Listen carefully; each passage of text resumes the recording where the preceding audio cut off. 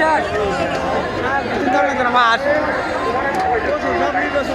ফসল যাবে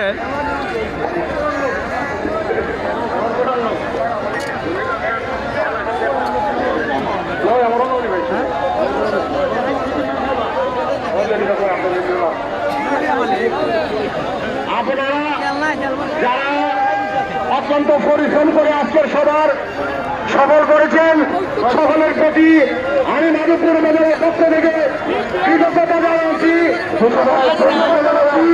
জয় বাংলা, জয় হোক মেহনতি মানুষের। ধন্যবাদ।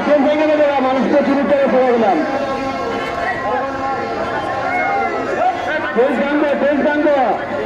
পরিস্থিতি ভেঙে দেবে।